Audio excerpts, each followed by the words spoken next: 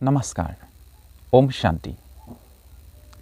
भारत का राजधानी दिल्ली क्या बनने जा रहा है? आप लोगों के लिए एक खुशखबरी है। भारत का राजधानी दिल्ली पुनः वही राजधानी बनने जा रहा है जो सृष्टि का आदि में था। वही राजधानी जो देवी देवताओं ने स्वराज्य किया था। वास्तव में ये जो भारत का कैपिटल है वर्तमान, ये सृष्टि का सबसे पहले चरण में ही राजधानी था, जिसको हम स्वर्ग कहलाते थे। वही बनने जा रहा है फिर से।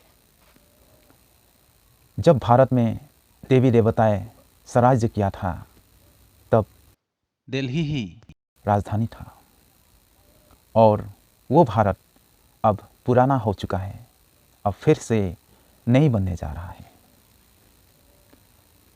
आप लोगों को अभी अनुभव हो रहा है कि विश्व परिवर्तन हो रहा है, चारों ओर मानव परिवर्तन हो रहा है, और चारों ओर की मानव और प्रकृति यही चाहता है कि विश्व परिवर्तन हो।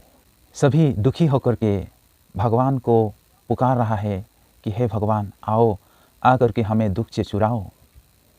और ये हमारा मन का आवाज़ भगवान ने सुन लिया, और सुनने के बाद अभी हमें सुखमय संसार देने के लिए इस धरा पर अवतरित हो चुका है, अर्थात परमात्मा इस धरा पर आ चुका है। अभी देखिए, दुनिया के चारों ओर हलचल, दुखी, अशांति है। मनुष्य चारों ओर लड़ाई हो रहा है। ये सब होने के बाद इस भारत भूमि में एक ऐसा सुवर्ण युग बहुत जल्द होने जा रहा है। सबसे पहले आप हमारे भारत की पुरानी इतिहास की ओर थोड़ा ध्यान दीजिए। जैसे कि हम सभी अभी भी वो नाम कहते हैं कि भारत का गंगा, यमुना, सरस्वती नदी के बाद, और जो काशी, मथुरा, वृंदावन, ये सब हम बातें कहते आए हैं, और वो सब अभी भी है। और ये सभी नदियाँ हो, चाहे स्थानों का नाम हो, ये सब कुछ सतयुग का नाम है। सतयुग में था ये सब, और अभी भी है, लेकिन अभी परिवर्तन हो गया। अर्थात भारत का जो देवी सराय जो था वो लुप्त हो गया, वो गुम हो गया। क्योंकि जब भारत सतयुग था तब सोने की चिड़िया कहलाता था, और तब ये भारत संपूर्ण देवभूमि था, और देवी देवताएं राजत्व किया करता था, और संपूर्ण पवित्र और अहिंसक था। क्योंकि उसमें जो जीव जंतु थे वो भी पवित्र था, और वही भारत अभी अपवित्र बन चुका है। चारों ओर पाप ही पाप फैल गया है, और अब वो भारत फिर से सोने की चिड़िया बनने जा रहा है। सबसे पहले इस भारत भूमि पर एक ही धर्म हुआ करता था, और वो था आदि सनातन देवी देवता धर्म। वो धर्म अभी लुप्त हो चुका है, और अभी उस धर्म का नाम अलग रख दिया है। इसका संपूर्ण नाम था आदि सनातन देवी देवता धर्म। ये नाम किस लिए प्रसिद्ध है? क्योंकि संपूर्ण पवित्र देवी देवताओं का राज्य था वहाँ पर, और एक ही धर्म था, उसमें सिर्फ देवी देवताएं ही था। अभी लाखों मनुष्य हो गया, एक ही जात था, वो था देवी देवताओं का जात। अभी अनेक प्रकार की जात पात हो चुका है, और भाषा भी एक ही था, वो था संपूर्ण पवित्र भाषा हिंदी भाषा। कोई संस्कृत नहीं बोला करता था देवी देवताएं लोग, प्योर हिंदी भाषा था। जैसे कि आजकल की हिंदी भाषा में जो हम ग्लानि का शब्द प्रयोग करता हूँ, और किसी को डांटने वाला, किसी को गालियाँ देने वाला शब्द उपयोग करता हूँ, वैसा शब्द बिल्कुल नहीं था जो किसी का हानि पहुँचाए, जो संस्कृति का विरुद्ध है, जो किसी का सम्मान के ऊपर ठूस पहुँचाए, ऐसा वाला शब्द बिल्कुल बोला ही नहीं गया था। इतना सम्मानपूर्वक वहाँ पर बातें किया करता था। बड़े छोटे को सम्मान दिया करता था, छोटे बड़े को सम्मान दिया करता था।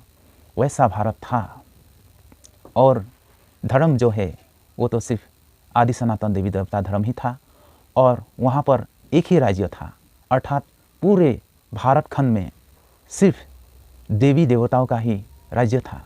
अभी तो अनेक राज्यों बन चुका है, ये भारत अभी खंड विखंड हो चुका है, टूट चुका है। लेकिन उस समय सिर्फ एक ही राज्य था, एक ही भाषा था, एक ही जात था।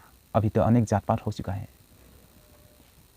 इसीलिए वही भारत फिर से बनने जा रहा है।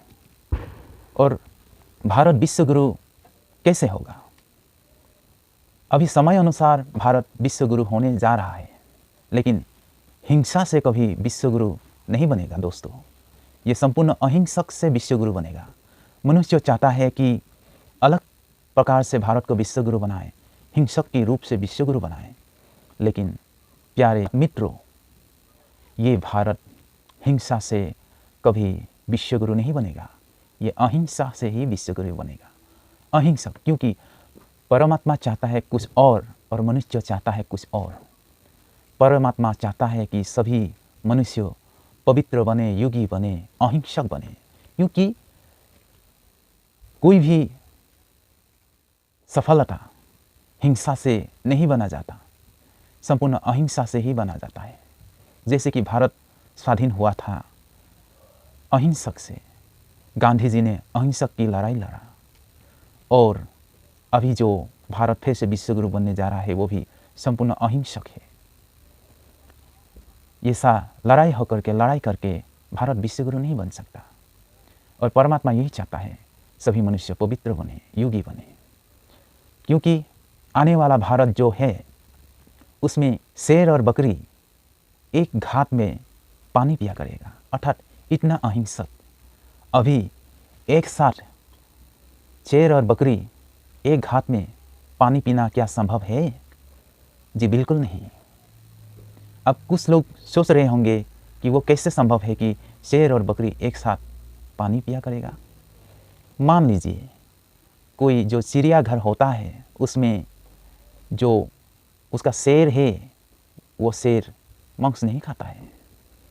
उसको बचपन से ही सिखाया जाता है कि ये मांस मत खाओ, क्योंकि उसको मांस दिया ही नहीं जाता है।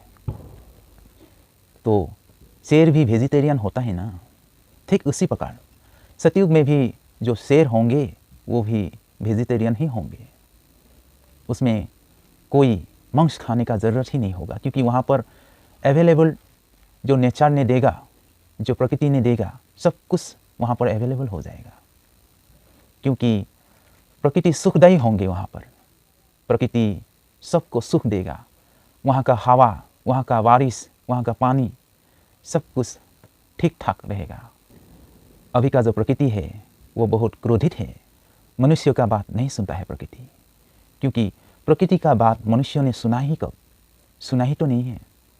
जैसे कि अभी दीपावली का टाइम पर कितना पटाखे फोड़ता है, और उसमें जो गैस निकलते हैं प्रकृति पर प्रदूषण फैलता है। मनुष्य तो सिर्फ अपना इच्छा को पूर्ण करने में ही लगा हुआ है। प्रकृति का बात किसने सुना? इसीलिए प्रकृति ने अभी मनुष्य का बात बिल्कुल नहीं सुनता है। इसीलिए तो इतना हवा, इतना बर्फ़, इतना ठंड, इतना बारिश होता है, इतना धूप होता है, अनाज नहीं हो रहा है। इसीलिए अभी ये जो दुनिया है परिवर्तन होने जा रहा है, और आने वाला सतयुग में सुखदायी प्रकृति होंगे, मनुष्यों का बात सुनेंगे।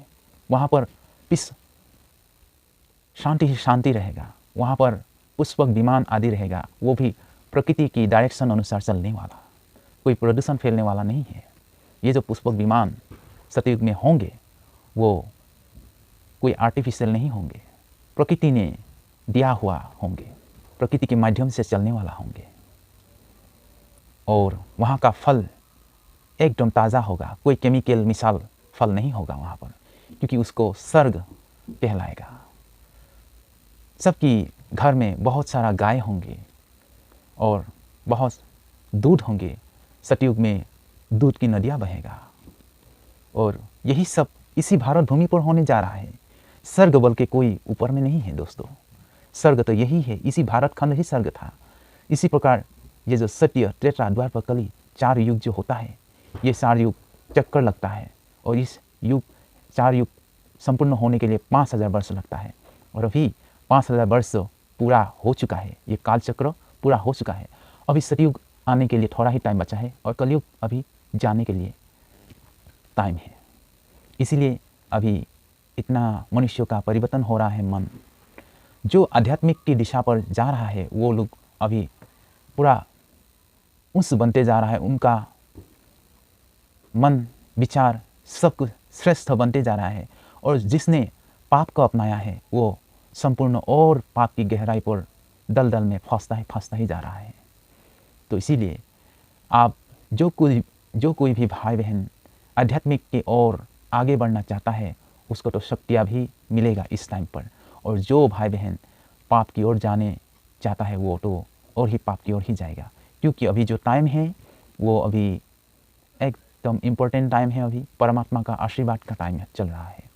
इसीलिए आप लोग गलतियाँ मत कीजिए, और ये एकदम 100% तय हो चुका है। लोग माने या ना माने, दूसरे धर्म के लोग जात पात की भेदभाव पर लड़ाई लड़ करके ख़त्म हो जाएगा, हिंसा की लड़ाई में ख़त्म हो जाएगा, लेकिन देवी सराज्य तो आएगा ज़रूर। और ये जो देवी सराज्य का जो लॉटरी भगवान ने हम सबको देने आ रहा है, इसमें आप भी भागीदार बन सकते हैं। आप शुद्ध बनिए, पुण्य कर्म कीजिए, आध्यात्मिक को अपना जीवन में अपनाइए, देवी देवताओं की जैसा चाल चलन बनाने के लिए सीखिए, कोशिश कीजिए। कौन रुका हुआ है आपको अच्छा बनने के लिए? किसी ने रुका हुआ है क्या? आप खुद हो, आप खुद इसका जिम्मेवार हो। आप चाहो तो अच्छा बन सकते हैं, आप चाहे तो बुरा भी बन सकते हैं। इसीलिए आप भी ये लॉटरी ले सकते हैं, ये लॉटरी ले सकते हैं। आपको अच्छा बनने के लिए किसने रुका है? और ये जो सतयुग सिर्फ अच्छा लोगों के लिए ही आ रहा है, क्योंकि सतयुग में जाने के लिए कोई जात पात नहीं देखेगा कि सिर्फ हिंदू ही सतयुग में जा सकता है, मुसलमान नहीं, सिर्फ सिख भी जा सकता है, ईसाई नहीं जा सकता है, ऐसा नहीं। हिंदू, मुस्लिम, सिख, ईसाई सभी के लिए ये लॉटरी आ रहा है, और ये जो भारत है फिर से इसी प्रकार विश्व गुरु बनने जा रहा है। ठीक है, ओम शांति।